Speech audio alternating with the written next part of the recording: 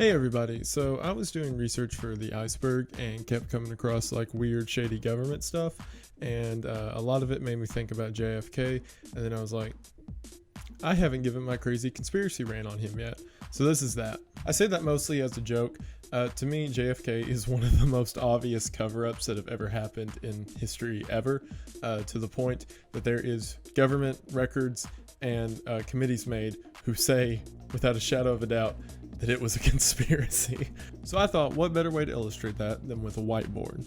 So bear with me, and I am going to show you exactly how JFK was killed and who killed him. What I'm going to do is start with the official telling of events so we can establish how the official report of everything that happened went, and then from there I can pick it apart and we can see what more than likely happened, or at least what probably happened that certain government groups don't want us to know about. I'm trying to get past the minute monetization time before I say the specific word, but yeah, we'll get there.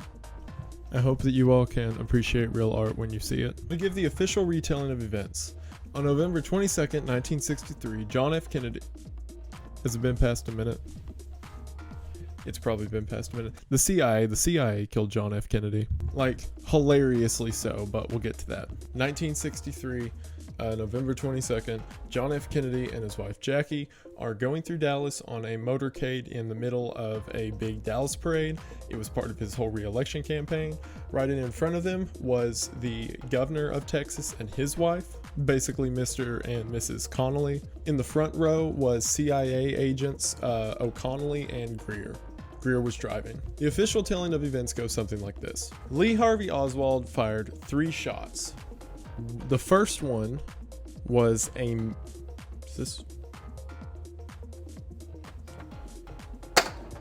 use the Patreon money to get better markers. The first shot was a miss, supposedly bouncing off the pavement and hitting a bystander who we'll talk about in a minute. The second shot supposedly hit John F. Kennedy in the back of the neck. The bullet then went through his neck, hit John Connolly, the governor, who was sitting in front of him, in the back, right below the scapula. It then shot through, so let me draw this out, bounced through him into his chest, shot out the front of his chest, hit his arm, and then shot down into his knee and came out as a perfectly intact bullet. This is so absurd that the official name given to it during the court trials that would follow is the magic bullet theory. This is why in the famous Zapruder film, in which you can see the assassination of John F. Kennedy, he's leaned over like this holding his neck because he had just been shot in the neck. Finally, the third shot came, hitting JFK in the back of the head and killing him. While making his escape out of the bookstore, John F. Kennedy ran into a police officer. He then pulled a revolver and shot the police officer twice, killing him. Which, I mean, after you shot the president, you might as well add the cherry to it, I guess. It was later found out that Lee Harvey Oswald had communist sympathy ties. As a matter of fact, he tried to renounce his U.S. citizenship some years back, and everyone was happy initially, like, yep, that's the guy that did it. Don't have to worry about anything else. The Warren Commission, which was the board that was put together to make sure everything that I just described actually happened, came back after short deliberation and said, yep, Lee Harvey Oswald was the only shooter, and it was not some grander conspiracy, and we can all close the books on this one. So let me tell you why that's wrong. I'll go ahead and say this to be generous. I do believe Lee Harvey Oswald was one of the shooters. However, there is not a doubt in my mind that he was not the only shooter. So let me explain. Remember that first shot that I mentioned that was supposedly a miss? Well, what happened is that bullet skipped off the ground, shot to the other side of the street, and hit a man who was standing about 100 yards out, whose name was James Teague. I'm going to be drawing more people so we can keep track. It's our man JT. James Teague stopped, was watching the motorcade go by, which then a bullet skipped off the concrete and hit him in the cheek. You can even see pictures of that skid mark on the ground from the bullet that came up and hit him, the supposed first shot. However, the big problem to this is James Teague's personal testimony. See, he was walking by the street as the parade was going by and he didn't take much care for it. The reason he stopped and turned to face the motorcade was because he heard a gunshot. Now, if he heard a gunshot, took time to stop and turn, There is no way the first shot was the same one that hit him. But it would make sense if it was the second or the third or more after that. The reason everyone and the official report sticks with 3 shots is because there were 3 shell casings from Lee Harvey Oswald's window, as well as 3 at least confirmed bullets on the ground. However, JT's testimony here messes all that up, and his isn't the only one. The governor who got shot along with Kennedy, John Connolly, says the exact same thing.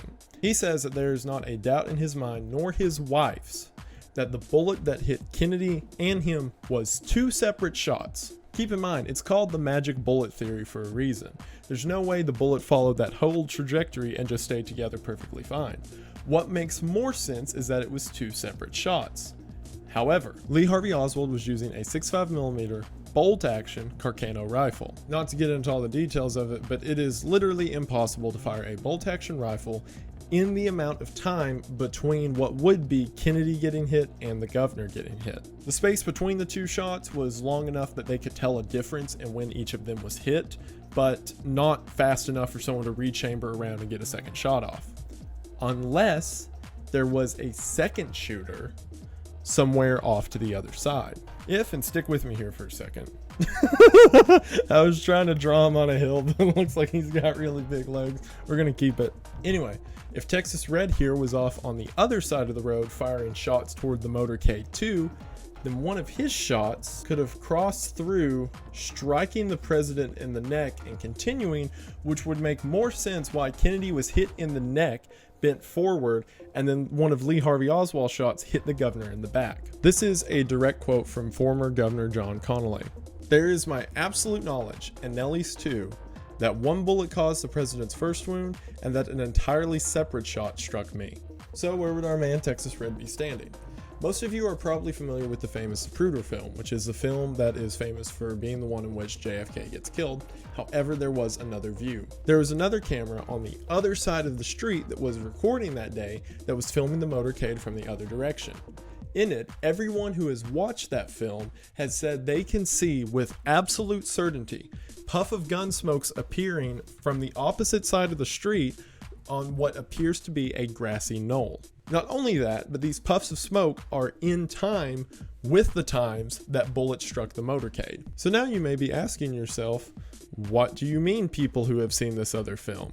And that's the fun part. In 1976, a group was formed called the House Select Committee on Assassinations. Now you may be asking, why in 1976, 13 years after the president's death, did they form a committee just to talk about this event? And it's because it came out that the CIA was purposefully hiding information regarding the assassination. Not only that, but they planned after this trial was over to have a trial for the CIA directors that allowed the information to go missing. The original reason that this House Select Committee came together is because new technology was found in '76 that analyzed this data more closely. Using audiograph equipment, and this is my interpretation of that, they managed to pull the audio from the original Zapruder film and picked out that there were 6 shots fired in this amount of time of the film, not the original thought out 3. They were so reliant on this that, as I mentioned before, they made a whole committee just to relook at all this information. You may be asking yourself, well, what happened to the other film and all the information? And that's the best part. The day after they used that other film footage to determine that there was a second shooter, it all disappeared overnight from a CIA lockup, to which they said that someone probably stole it, along with all the other evidence that proved that something was wrong with this picture. Despite that, once the committee had finished their whole proceedings, this is the official statement they gave in the end. The committee believes, on the basis of the evidence available to it, that President John F. Kennedy was probably assassinated as the result of a conspiracy. The committee is unable to identify the other gunmen or the extent of the conspiracy. That is a government organization coming together and saying, yeah, something definitely weird happened. So we know that something was up, but what makes me think it's a CIA? Well, this is a whole other rabbit hole to go down, but John F. Kennedy was in big support of the CIA until a little thing called the Bay of Pigs happened. He was very upset with them after the fact and supposedly said to the White House Staff Committee, "If it was up to me, I would take the CIA, break them into 1,000 pieces, and throw them into the wind." The CIA obviously didn't like that, and for those who know anything about them, they have a tendency to start to follow their own directive when president or states heads don't agree with it. I mean, for evidence, just look at like the 60s drug crisis or sending guns to South America, but we won't talk about that. Anyway, so going with this idea that John F. Kennedy was going to do something about the CIA, if not expose them for what they have already done, it stands to reason they want to do something about it. Also, keep in mind an interview that JFK did a couple months before the shooting. He said that there were scary things happening in US politics and that there were secret societies planning to take over democracy and government systems, and yeah. So we have the motive, but what about the evidence? As I've already mentioned, the CIA lost all the data the day after it was used in court to prove that this guy was actually there. Aside from that, at the least, their handling of John F. Kennedy's motorcade was hilariously bad. For example, they plotted out the map that John F. Kennedy would follow, and they determined that there were 20,000 open windows that the car drove by, and that there were so many windows that they just shouldn't cover any of them, which has got to be the worst compromise I've ever heard. It's like, man, there's a lot of windows. We're going to have to do a lot of work. Or we could not. Also, keep in mind what I mentioned earlier, Greer and O'Connor, the two CIA agents who were in the front of the car. As soon as the first shot rang out, Greer did not try to run away or drive away or anything else that's standard of CIA training. He brought the car down to a 7-mile-an-hour speed, and him and O'Connor hunched forward and put their shoulders up. It's so weird that Jackie Kennedy even came out afterwards and said he was behaving extremely oddly during the whole thing. To adequately explain the rest of this, I need to bring in another character. The Umbrella Man.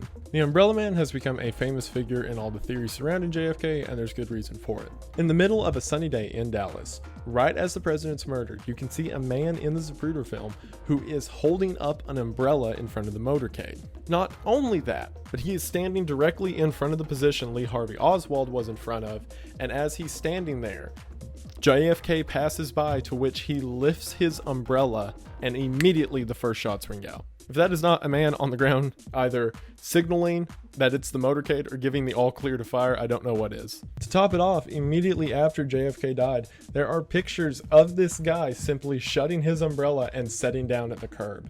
Keep in mind, everyone else is freaking out, running around, screaming, and this guy just was like, well, yep. During the House Select Committee on Assassinations, they were trying to figure out about this guy because obviously that's very weird and someone should probably figure out what happened here. To which the CIA brought in a man wearing a suit, holding an umbrella. The man walks into the court and goes, "Ah, I am the Umbrella Man, and this is that umbrella." And the judge went, "Seems all right to me." There was no double check. There was no follow-up. They're like, that man has an umbrella. He's got my vote. There's also rumors and speculation that that man was a former CIA agent. However, I couldn't find anything concrete on that, so I'm going to let that part slide, but it's weird either way. Also, in 1966, they tried to reevaluate JFK's autopsy, and his brain was missing. Like, after the initial autopsy, they took the brain out and preserved it, and no one's been able to find it since. So I make of that what you will. I have no idea why they would do that. Also, the initial Warren Commission, which was the first one that happened immediately after this, that determined that Lee Harvey Oswald was the only shooter and he acted alone, was made almost entirely up of CIA members who, as it was proved later, suppressed information. There's a few things I want to disprove really quick to kind of emphasize this point. For one of the main theories that is prevailing through all this is that the mob did it, and while I'm sure the mob hated JFK, I don't see why a mob murder would be covered up to the degree that this was obviously and proven to be covered up by the CIA. Like, if the mob killed JFK, and assuming the CIA wants him dead, that's the perfect write-off. They could just say, yep, mob did it. That's cool, rather than having to do all this shady tactics around it. A lot of people also point to Jack Ruby, the man who ran up and shot Lee Harvey Oswald, as being for the mob because his family debts were paid off. But you know who else would probably pay off family debts? give you a hint, it starts with CIA. The other popular idea is that the KGB did it. Obviously, that is the initial idea because, again, Lee Harvey Oswald was proven to have Russian ties. But one, if Russia did do it, they wouldn't get someone who had ties to Russia to do it, duh. And two, the CIA wouldn't cover it up if Russia did it. I also want to say the whole theory about the babushka lady, which was a lady who was wearing a babushka, who kind of similar to the Umbrella Man, just walked around and didn't really do anything after JFK was murdered. I don't really see how that could be related to anything. She wasn't brought up later. I think she was just an old woman who was there and saw all of this play out. I also want to go another level deeper with this. There was a guy working at the CIA whose name rhymes with Gorge Mush. Gorge Mush, that's what we'll call him. Gorge Mush was one of the people put over this whole motorcade route and one of the people elected to keep the president safe. So much so that he was in Dallas on the day that this all happened. So keep in mind, he failed his job harder than anyone can possibly fail. His job was to make sure nothing happens to this guy, and he got shot at least twice. Not long after this happened, that man was promoted to director of the CIA, and then another position. Not only that, but when Gorge Mush was asked years later about where he was on the day of Kennedy's death, he said, "I don't remember." You were in Dallas. All of it from head to toe reeks. There's absolutely no way that you could convince me or anyone else who thinks about it sensibly that Lee Harvey Oswald was just a crazy dude who acted alone. It is in my firm and honest opinion, as the opinion of many others, that the agencies and powers that be wanted this man dead. And while I do believe they used Lee Harvey Oswald as part of it, he in no way acted alone and he in no way acted on his own agency. But we'll never know, because the only guy publicly who would know, this one, got shot by a random man whose family debts were paid off before he died 4 months later. So we have the motive, we have the method, and we have the evidence. In my opinion, they are absolutely guilty, and even not of this, some other stuff. Also, just as a side note, a bunch of people are worked up over Texas Red's identity, who that could be. There's a lot of theories about it. Obviously, we'll probably never know for sure, but from everything that I've read, there was several CIA works with Cuban guerrilla fighters who were being trained by the CIA for whatever after the Bay of Pigs, and most of the evidence points to a certain Cuban marksman in Dallas that day. So probably. Either way, it doesn't matter, because just like Lee Harvey Oswald, they were a gun, one way about it. If Lee Harvey Oswald got caught, which he did, oh look, Russia did it.